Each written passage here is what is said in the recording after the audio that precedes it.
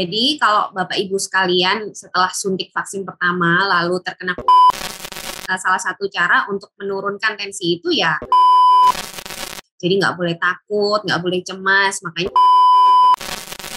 Oke, jadi memang kendala-kendala yang banyak orang hadapi itu sebenarnya bisa diatasi ya dok ya? Selamat datang di podcast Pandemic Talks. Pandemic Talks adalah platform edukasi COVID-19 di Indonesia yang membahas seputar data pandemi, sains, medis, sosial, dan budaya. Serial podcast kami akan membahas segala hal mengenai topik vaksinasi bersama narasumber-narasumber yang merupakan pakar atau ahli di bidangnya. Podcast ini bertujuan untuk mengajak masyarakat Indonesia untuk lebih memahami vaksinasi. Yuk mari kita dengarkan, semoga bermanfaat ya.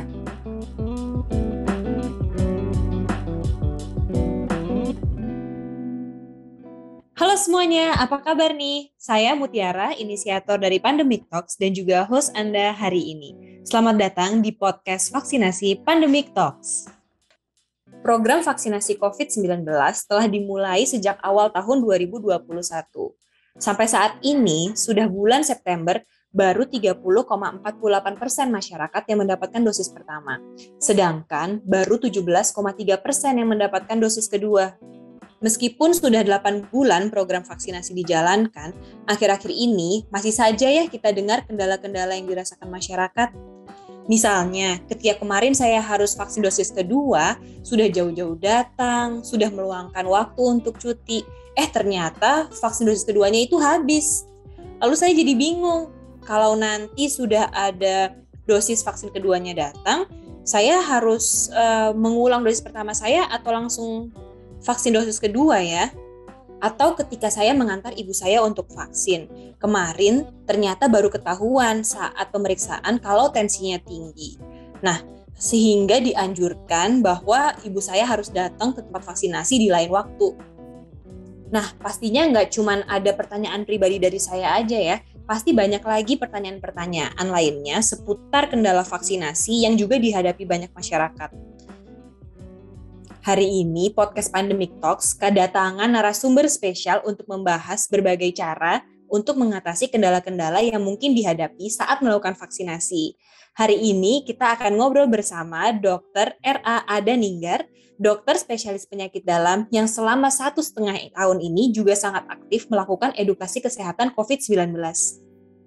Di podcast dengan judul Tips-Tips Saat Kamu Menemui Kendala Vaksinasi. Halo Dokter Ning, apa kabarnya? halo Kak Tiara. Baik, alhamdulillah. Alhamdulillah. Dok, terima kasih ya sudah mau ngobrol bareng di podcast Pandemic Talks episode kali ini.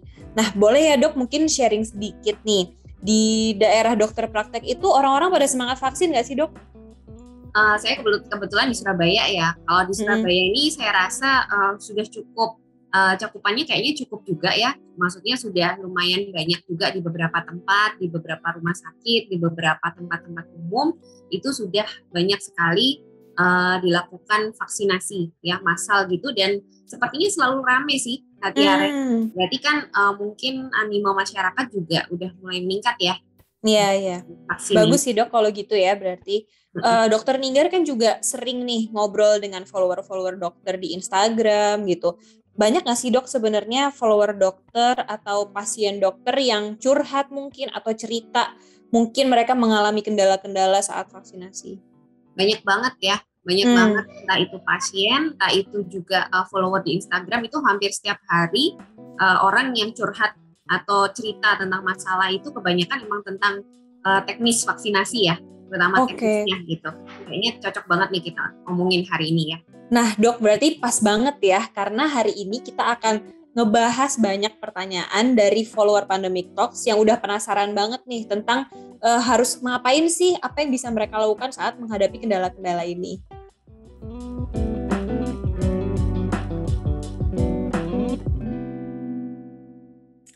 Oke, Dokter Ning, ini pertanyaan pertama ya dok ya. Jadi dari follower Pandemic Talks itu banyak sekali yang nanya, mereka tuh pengen tahu kalau misalnya mereka setelah ngelakuin vaksinasi pertama, lalu mereka tertular COVID-19, itu apa sih dok yang mereka harus lakukan? Oke, jadi kalau terkait vaksinnya ya, sebenarnya itu vaksin harus 2 kali ya.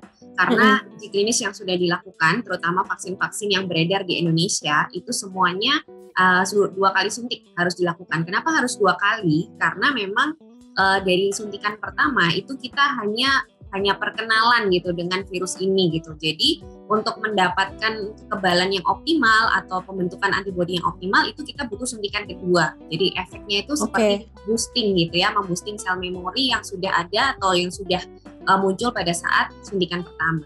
Jadi kalau Bapak Ibu sekalian setelah suntik vaksin pertama lalu terkena COVID kapanpun itu ya, sebelum waktunya suntikan kedua, sebetulnya nggak usah khawatir ya, tetap Bapak Ibu fokus dulu aja ke kesembuhannya. Jadi kalau positif COVID ya seperti biasa kita ngikutin arahan ya, artinya konsultasi ke dokter, isolasi, dan itu selesaikan dulu.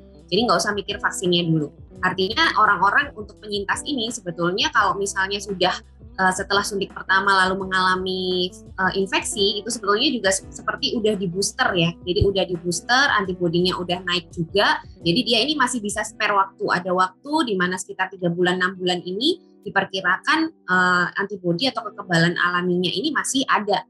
Jadi dia bisa menunda dan akhirnya dia tidak harus langsung suntik pada negara-negara yang memang terbatas stok vaksinnya. Jadi bisa menunggu 3 bulan atau 6 bulan.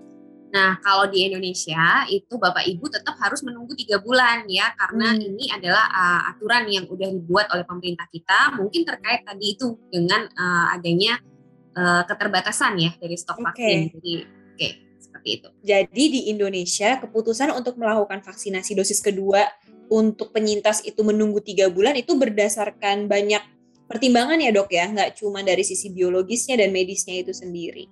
Nah, ini kan memang kalau terkena COVID itu kan gejalanya bermacam-macam ya dok ya. Ada yang ringan, ada yang cukup berat. Kalau misalnya sampai ke 3 bulan itu belum sembuh atau belum merasa fit, itu gimana dok? Apa boleh langsung divaksin atau gimana baiknya? Oke, jadi nggak fitnya ini seperti apa dulu ya. Jadi memang pasien COVID ini kan ada juga yang namanya long COVID ya. Jadi setelah dia sembuh, setelah dia itu sebetulnya sudah istilahnya virusnya udah nggak ada, tapi masih ada gejala-gejala yang bisa menetap cukup lama. Nah sebenarnya kalau ini memang long COVID, ya long COVID itu justru malah dianjurkan sebetulnya untuk vaksinasi. Karena ada beberapa penelitian yang sudah menunjukkan bahwa orang-orang yang mengalami long COVID kalau divaksin itu malah memperbaiki gejalanya. Jadi boleh saja. Kecuali kalau misalnya nih 3 bulan pada saat dia udah waktunya divaksin, dia sakit lagi. Tidak harus COVID. Misalnya pada kondisi memang dia sedang sakit, itu memang nggak boleh divaksin ya. Jadi vaksin itu harus dilakukan pada saat orangnya sehat. Tapi harus dibedakan dengan long COVID tadi. Jadi mungkin kita konsultasi dulu dengan dokternya apakah ini long COVID atau memang dia sakit yang baru gitu ya. Kalau long COVID boleh banget divaksin, bahkan justru dianjurkan untuk vaksinasi. Gitu. Jadi sebaiknya memang konsultasi ke dokter yang merawat dulu ya dok ya, supaya bisa memastikan apakah yang dirasakan itu long COVID atau memang penyakit lain gitu. Oke, berarti long COVID itu dirasakan oleh pasien dan itu gejala yang tertinggal ya dok ya, walaupun seseorang sudah sembuh. Ya, benar. Informasi terbaru. Saat ini sudah ada kabar baik untuk para penyintas COVID-19. Berdasarkan surat edaran Dirjen Pencegahan dan Pengendalian Penyakit Kementerian Kesehatan nomor HK-I-2524-2021 tentang vaksinasi COVID-19 bagi penyintas, bahwa seseorang yang pernah positif COVID-19 dengan gejala ringan sampai dengan sedang, kini bisa melakukan vaksinasi setelah 1 bulan dinyatakan sembuh. Sedangkan untuk penyintas dengan gejala berat, tetap harus menunggu 3 bulan untuk divaksin. Nah, sebelumnya penyintas dengan gejala apapun, baik itu ringan, sedang, ataupun berat, semua harus menunggu 3 bulan setelah dinyatakan sembuh untuk mendapatkan vaksinasi.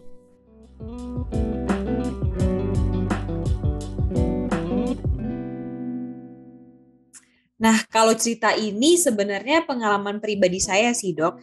Ternyata saya baru tahu kalau ibu saya itu memiliki darah tinggi. Ini ketahuannya saat pemeriksaan fisik sebelum vaksinasi. Makanya beliau itu ditolak untuk ngelakuin vaksinasi. Nah, di saat pendaftaran itu saya juga lihat ada beberapa orang yang jadi tidak bisa divaksin karena kondisi yang sama. Dok Ning bisa nggak ngasih saran atau ngasih mungkin masukan ya, apa sih Dok yang bisa kita lakukan agar orang-orang yang seperti ibu saya ini yang memiliki tekanan darah tinggi bisa tetap ngelakuin vaksinasi? Oke, jadi gini, untuk orang-orang dengan penyakit komorbid ya, kita bilang penyakit penyerta lah ya. Jadi penyakit penyerta nggak cuma darah tinggi, tapi memang salah satu yang terbanyak ya, salah satu yang terbanyak adalah hipertensi atau darah tinggi. Jadi sebetulnya orang-orang yang punya penyakit darah tinggi ini sangat harus divaksin ya, karena tentunya penyakit-penyakit penyerta ini kalau terkena COVID ya, orang-orang dengan penyakit penyerta ini justru malah mudah jatuh ke kondisi berat. Jadi malah sebetulnya adalah prioritas ya, populasi prioritas yang harus divaksin. Nah, tapi memang kita juga ada batas lah. Kalau misalnya mau vaksin, lalu tensinya itu nggak boleh lebih dari 180 per 110. Ya itu sebenarnya juga untuk keamanan dari Bapak Ibu sekalian juga. Jadi kalau jelas sebelumnya misalnya Bapak Ibu sudah memiliki penyakit tersebut ya, sudah memiliki penyakit hipertensi, ya harus kontrol rutin ya. Salah satu cara untuk menurunkan tensi itu ya Anda harus kontrol rutin ke dokter, minum obatnya juga teratur ya. Itu harus terus dilakukan supaya pada saat divaksin Anda bisa tidak tinggi tensinya. Tapi dalam kondisi lain kadang-kadang ya, meskipun Anda udah minum obat tiap hari, tapi kadang pada orang yang cemas ya, orang yang takut gitu atau kurang tidur itu bisa naik juga tuh tensinya. Makanya pada saat datang atau sehari sebelumnya ya, sehari sebelum vaksin harus persiapan mental juga. Jadi nggak boleh takut, nggak boleh cemas. Makanya harus cari informasi-informasi yang benar ya kalau memang vaksin ini bermanfaat. Jadi jangan takut dengan cerita-cerita yang mengerikan yang menyatakan bahwa vaksin ini berbahaya dan lain-lain. Justru malah kalau Anda tidak divaksin itu jauh lebih berbahaya kalau Anda terkena COVID kan gitu. Jadi Anda harus persiapan mental di sini. Jadi harus cukup tidur, juga harus nggak boleh takut, nggak boleh cemas, dan tetap melanjutkan pengobatan dari hipertensinya. Jadi supaya pada saat akan divaksin tensinya bisa di bawah 180 per 110. Tapi kalau ternyata tetap tensinya seperti itu gimana?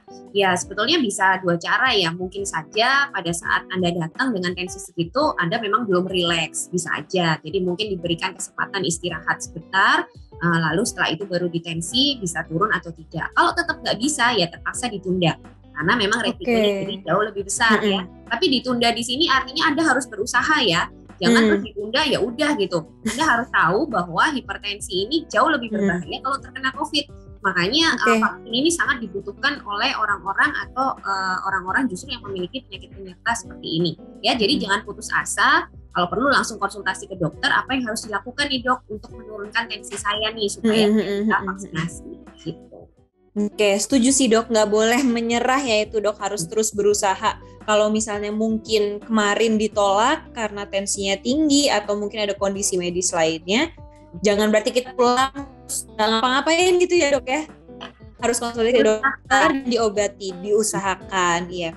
Lalu gini dok, kalau misalnya saya ngerasa nggak enak badan gitu ya, nggak enak badan misalnya saya ngerasa greges gitu atau demam atau ngerasa kayak masuk angin gitu dok, itu lebih baik ditunda saja vaksinnya atau tetap datang aja dok ke lokasi vaksin? Ya, jadi kembali lagi sebetulnya persyaratan untuk vaksinasi itu kondisi Bapak Ibu sekalian harus sehat ya. Sehat itu artinya benar-benar badan itu fit. Jadi kalau tadi kayak merasa seperti masuk angin itu berarti nggak enak badan ya. Iya benar-benar dok. Lebih baik sebetulnya ditunda aja ya, karena kita nggak tahu tuh nggak enak badannya jangan-jangan COVID ya, kan malah nggak efektif nanti vaksinnya atau malah penyakit-penyakit lain juga. Jadi kalau benar-benar ada rasa seperti itu lebih baik ditunda ya. Tapi kalau nggak ada maju terus ya. Jadi.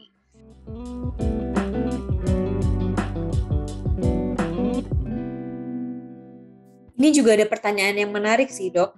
Jadi ini teman saya kemarin dia ngelakuin vaksin. Tapi saat vaksinasi itu dia sangat amat deg-degan bisa dibilang karena dia belum pernah disuntik sebelumnya. Nah karena saking dia nervous, deg-degan dan grogi itu dia sampai lupa dia lupa merek vaksin pertamanya itu apa. Dan saat sudah tiba jadwal harus vaksin kedua, dia jadi bingung nih sekarang. Sebenarnya itu gimana ya dok ya? Apakah kita harus tahu kita itu disuntik vaksin merek apa? Dan harus sama nggak sih dok vaksin pertama dan kedua itu? Oke, iya. Jadi sebenarnya kita harus tahu ya, kita harus tahu nih kita disuntik vaksin merek apa, karena nanti berbeda-beda, karena tiap vaksin itu nanti jeda interval penyuntikannya juga berbeda. Lalu juga kita harus tahu karena nanti merek atau suntikan kedua itu mereknya harus sama ya, Bapak Ibu, nggak boleh beda, karena beda-beda ya. Kayak merek-merek tertentu itu ada yang intervalnya 1 bulan, ada yang intervalnya 2 bulan, 3 bulan. Ini juga sebagai kontrol, jadi Bapak Ibu jadi tahu kapan nih saya harus suntik kedua gitu. Karena kalau suntik itu nanti terlalu cepat atau terlalu lambat atau terlambat, itu juga pasti akan berdampak pada efektivitas vaksin juga. Jadi makanya kita harus tahu ya, jadi harus tahu mereknya, dan kalau bisa memang merek itu harus sama. Jadi antara vaksin yang pertama dan kedua nggak boleh beda sementara ini ya.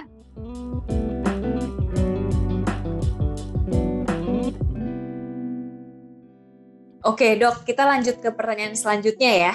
Ini memang setelah kita melakukan vaksinasi pertama itu kan kita diberikan informasi, bisa lisan, bisa tertulis di kertas gitu. Kapan sih kita harus datang untuk vaksinasi kedua? Nah, tapi ada beberapa orang, ini juga terjadi di keluarga saya sih, mereka itu berhalangan hadir saat jadwal vaksinasi kedua. Tentunya juga bukan sesuatu yang disengajai ya dok ya, karena lagi di luar kota atau mungkin lagi ada berhalangan hadir. Bisa nggak sih dok sebenarnya saya melakukan vaksinasi dosis kedua itu di lain tempat, jadi bukan di tempat yang sama seperti saya ngelakuin vaksinasi dosis pertama? Iya, bisa ya. Jadi sekarang vaksinasi sepertinya memang sudah dipermudah ya. Jadi seperti tidak harus sesuai dengan KTP, lokasinya dan lain-lain kan.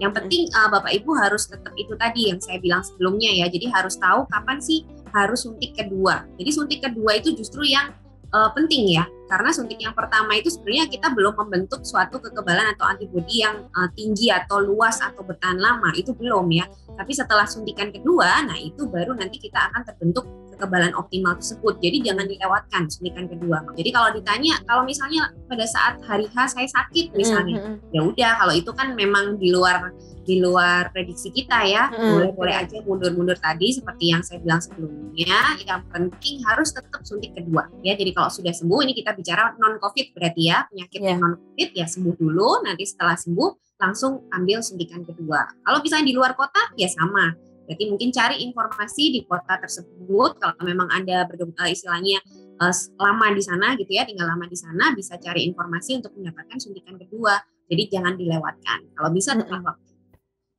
Oke, mungkin meneruskan pertanyaan tadi ya dok ya. Memangnya sebenarnya apa sih dok dampaknya kalau vaksin kedua ini terlambat atau misalnya sudah ya beberapa bulan lah kita lakukan setelah vaksin dosis pertama? Itu dampaknya hanya ke diri kita juga atau mungkin ke orang lain ada dampaknya juga dok?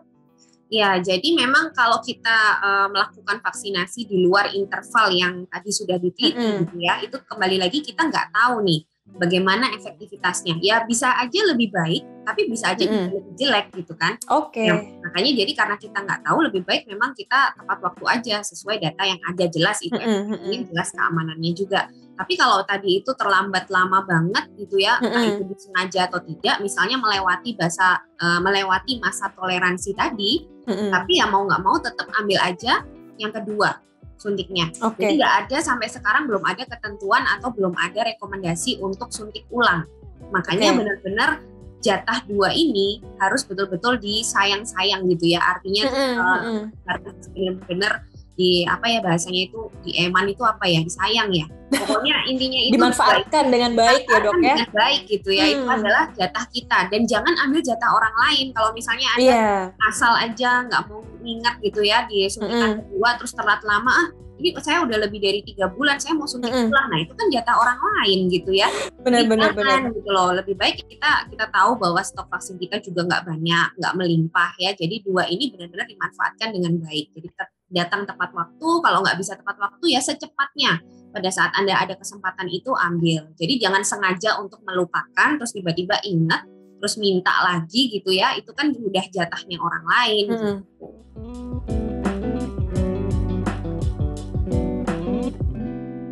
Kalau boleh nih dok, disimpulkan lagi, seberapa bahaya sih dok sebenarnya penundaan jadwal vaksinasi ini? Dibilang bahaya sebetulnya kita juga belum tahu ya tadi itu karena kita nggak punya data. Tapi sayang tadi itu ya, karena sebenarnya kan justru pembentukan sistem imun yang baik atau kekebalan yang baik itu justru setelah suntikan kedua. Makanya tepat waktulah dan ambil suntikan kedua itu. Jadi prinsipnya itu.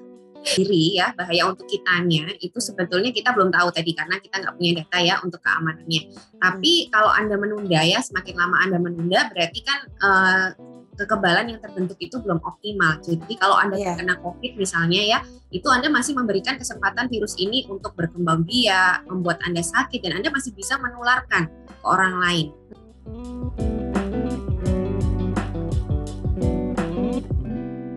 Dok, jika saya misalnya sudah sampai nih di tempat vaksinasi, tapi tempatnya itu ramai sekali sampai saya harus menunggu cukup lama untuk dapat vaksin.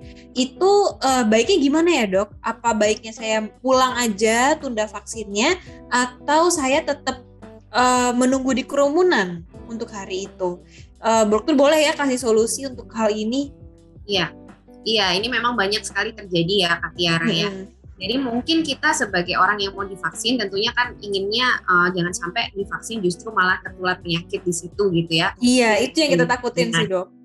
Nah, jadi mungkin kita harus menilai sendiri ya. Jadi menilai keramaian yang ada di situ tuh seperti apa. Kalau seandainya ramainya itu artinya orangnya banyak, tapi di situ pengaturannya baik gitu ya. Terus orang-orangnya juga protokol kesehatan dengan baik, masih bisa jaga jarak, terus semuanya pakai masker, mungkin tempatnya juga semi outdoor atau memang outdoor, saya rasa nggak apa-apa ya, antri aja dan mungkin ya jadi lebih besar manfaatnya lah daripada semuanya gitu. Tapi kalau Anda lihat keramaiannya itu benar-benar seperti yang nggak teratur gitu ya, betul-betul kerumunan yang nggak ada jaga jarak sama sekali, mungkin orang-orangnya banyak yang nggak pakai masker.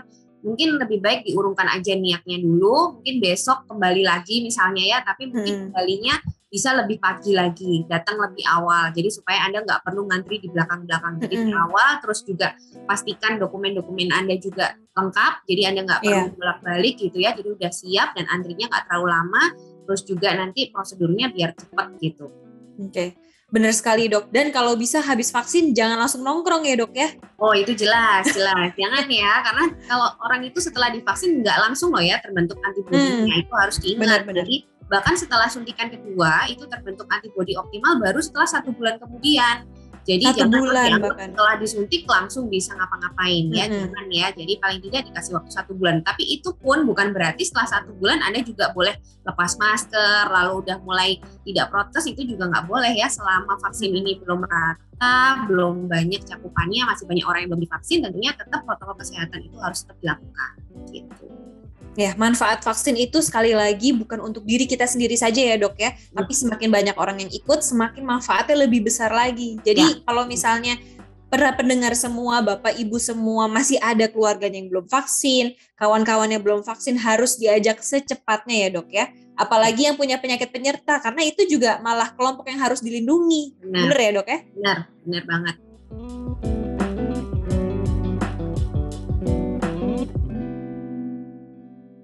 Ternyata banyak sekali ya dok kendala-kendala yang biasanya masyarakat itu hadapi saat mau melakukan vaksinasi. Mungkin ini pertanyaan penutup saya ya.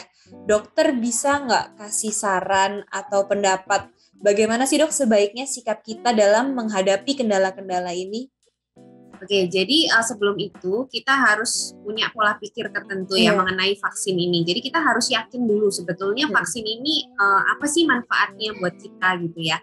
Jadi vaksin ini jelas bermanfaat buat kita. Yang pertama jelas akan mengurangi resiko kita bergejala berat nih kalau kita terkena COVID, bahkan mungkin sampai meninggal. Itu resikonya sudah terbukti memang turun dengan menggunakan vaksin apapun gitu ya. Dan selain itu juga kita juga bisa mengurangi resiko penularan dengan menggunakan vaksin ini. Jadi dengan banyaknya manfaat itu, sedangkan resiko-resiko atau efek samping dari vaksin itu sebetulnya kan juga sudah diprediksi ya, dari uji klinis juga udah ada dan sebagian besar ringan. Sebetulnya vaksin ini bisa dikatakan aman ya, jadi karena aman dan efektif kita harus punya itu dulu di pola pikir kita. bahwa kita harus berusaha mendapatkan vaksin ini gitu kan ya. Jadi kalaupun ada kendala-kendala teknis di lapangan itu jangan menyurutkan niat kita untuk mendapatkan vaksin. Karena sekali lagi sebetulnya semua warga negara itu berhak loh mendapatkan vaksin gitu ya, dan sepertinya negara juga sudah berusaha untuk menyediakan vaksin. Jadi kalau kebetulan itu Anda sudah dapat kesempatan, Anda misalnya mau mendapatkan vaksin dan terkendala sesuatu, ya harus berusaha gimana caranya untuk mengatasi kendala-kendala tersebut. Mungkin dengan tips-tips yang tadi sudah kita bicarakan ya. Jadi dengan itu, karena itu memang kendala yang sering sekali dihadapi orang-orang. Jadi karena itu kita bisalah untuk berusaha tetap mendapatkan vaksin dengan tips-tips yang tadi itu. Jadi intinya jangan menyerah karena tetap vaksinasi itu adalah salah satu cara kita untuk membantu kita terlindung ya selama pandemi ini. Gitu. Oke, jadi memang kendala-kendala yang banyak orang hadapi itu sebenarnya bisa diatasi ya dok ya? Bukan bisa, sesuatu yang mustahil gitu. Ya, bisa banget. Dan dengan pemahaman dan mungkin mencari informasi yang benar, kita jadi nggak panik kan. Kalau misalnya terlambat atau apa, itu bukan berarti, oh ya udahlah, berarti saya nggak perlu vaksin kan, nggak. Ternyata kita harus kejar tuh yang namanya suntikan kedua, karena memang ada pentingnya dan ada artinya gitu suntikan kedua itu. Jadi ya jangan menyerah gitu aja. Cuma 1 kali vaksin itu nggak cukup ya. Kalau misalnya 1 kali vaksin pun belum dapat kesempatannya, ya cari kesempatan itu. Kalau misalnya dapat langsung diambil ya. Jadi jangan menyerah lah, intinya kita harus bisa berjuang untuk mendapatkan vaksin.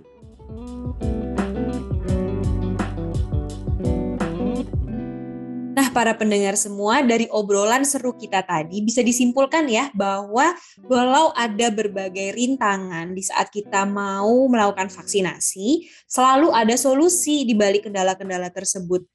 Nah, solusinya mungkin kadang tidak terlalu gampang, harus sedikit usaha, tapi harus kita jalani. Dan di saat kita sudah yakin bahwa manfaat dari vaksin itu jauh lebih besar daripada ruginya, itu kita pasti sudah kuat hati deh untuk melakukannya. Segala rintangan, segala masalah pun pasti bakal bisa dilaluin.